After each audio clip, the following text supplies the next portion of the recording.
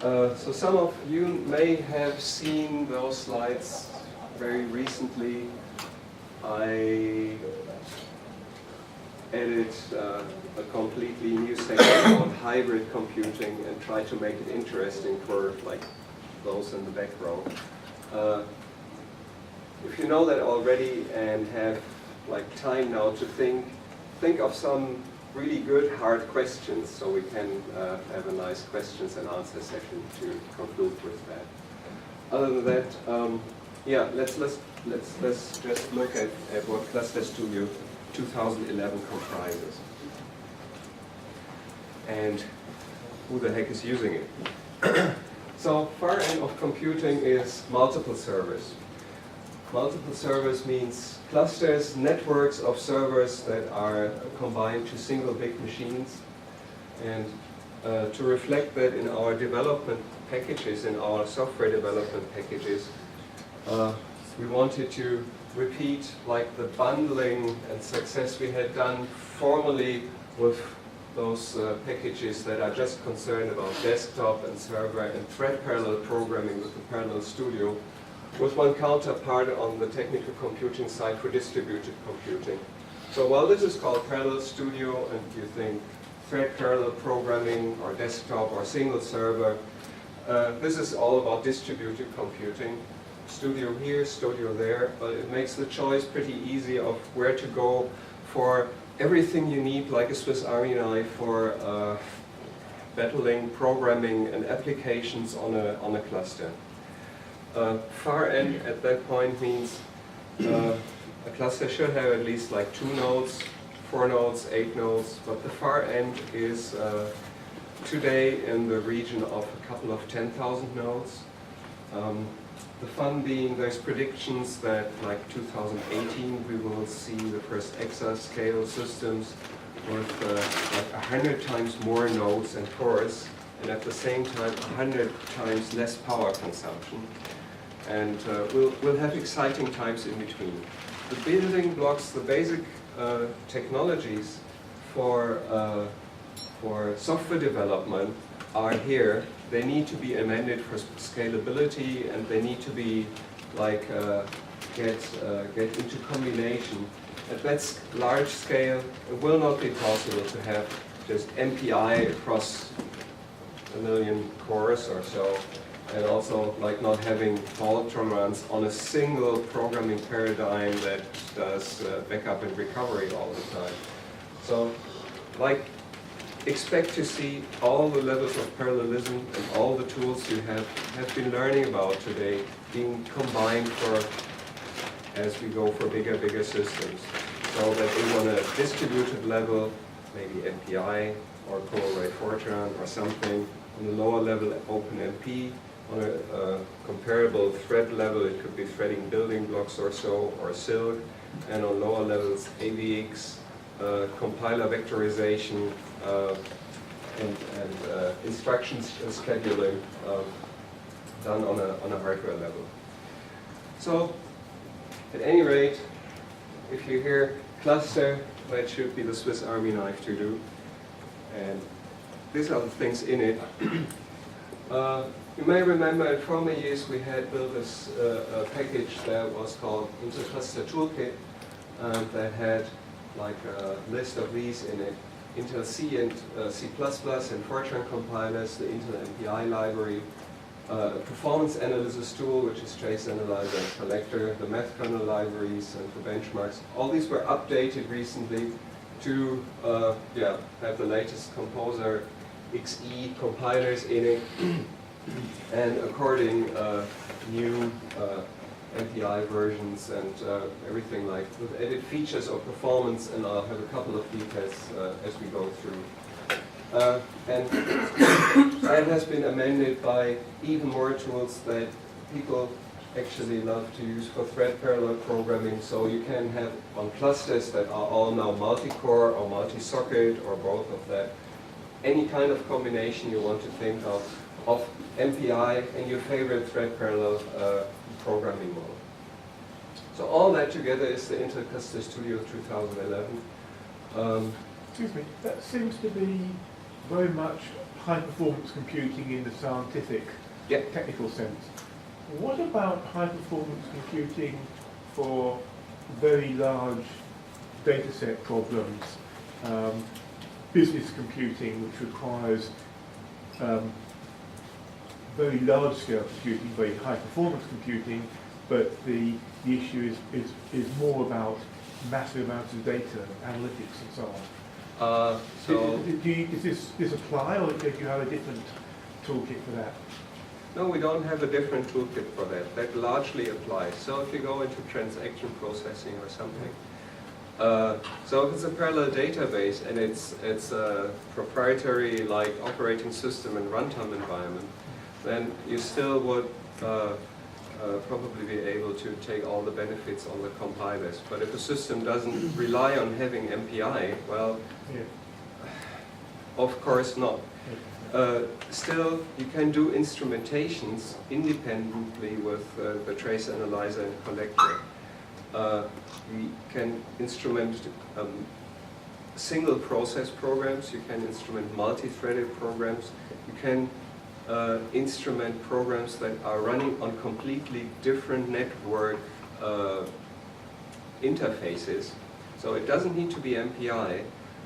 With a wrapper of 2 lines for each call, you could instrument its transaction call, and people have done so. So you have ways of compiling code for such systems, you have ways of monitoring that and looking at performance data and tuning that. Well, that's rather on a custom side today, I would say. So that's not really the majority of the users we do have.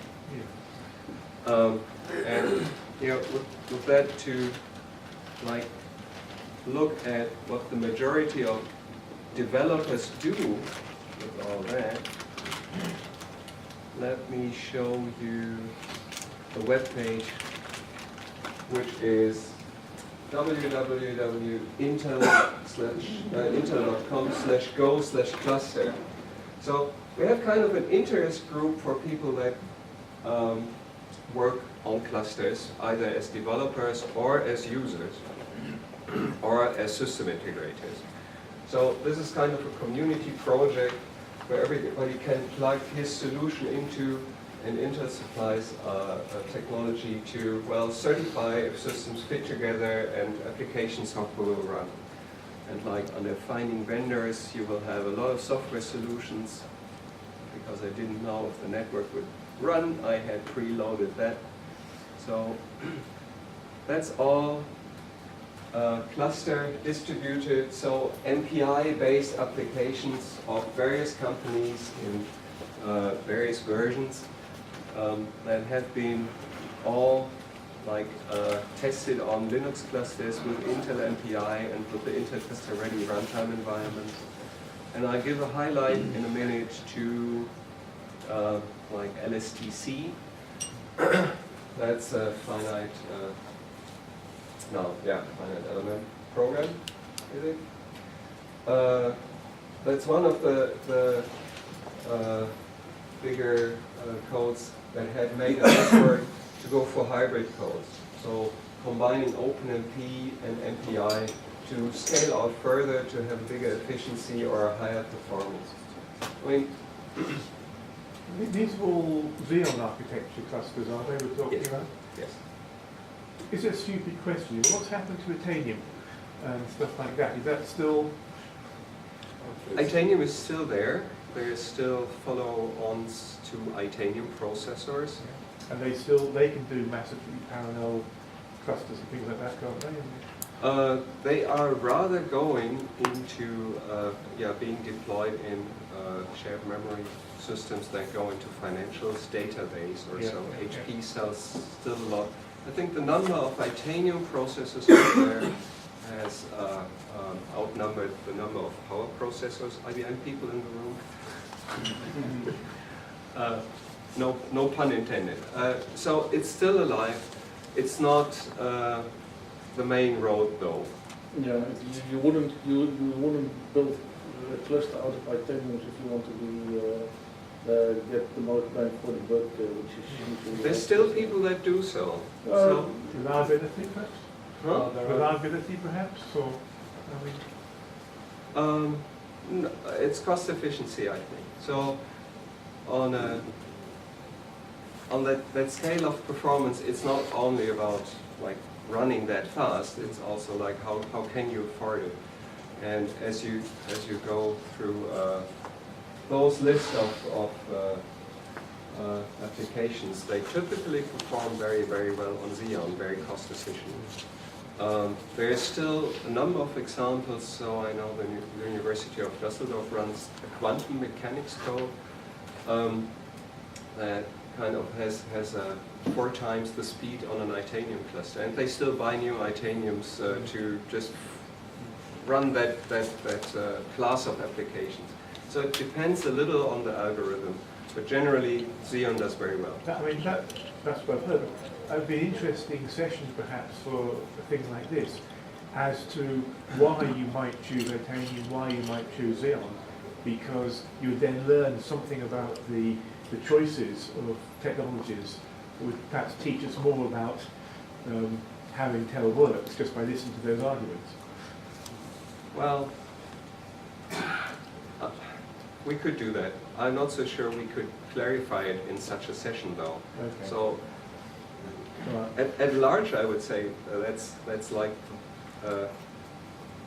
decided by market demand and not by us as a committee understanding the subtleties of instruction scheduling. But the architecture of the Titanium is quite different to the architecture of Xeon, isn't it? Like on an instruction level it is. Yeah. Yeah. But maybe you should mention that the newer versions of your tools and compilers are not anymore supporting Itanium. So this just shows which input Intel is giving to this. Well, It's not supporting with the 12 compiler. yeah, the compiler lags a bit behind, but the compiler will be updated for Itanium as well. Will be updated.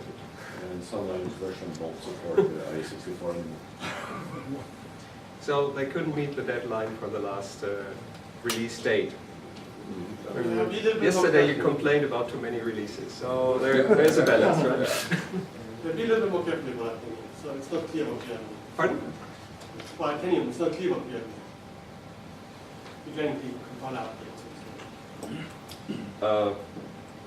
Maybe I did this wrong, but I thought we were discussing the compiler situation for Itanium. There was a question about the compiler situation. There was another question about Okay, architecture. So maybe we have something funny for dinner time. Yeah, somebody might say, talk about it. Can expand on that. So LSTC was one of the first ones to go and combine hybrid and have MPI and OpenMP in a single code. Another one, which is not a commercial code, I do have trace files and trace data here on my laptop and can show you interactively how to navigate and understand the run of a parallel application that uses OpenMP and MPI at the same time. It's called GeoFam. GeoFam has been used to simulate the Earth, simulate soil, and as a finite element package, like put the Earth into little parts and simulate like a dam would be built and would be stable enough, or a base of a building would be strong enough to have concrete on it and the building on it. And so that's what GeoFam is doing. So how does it reflect?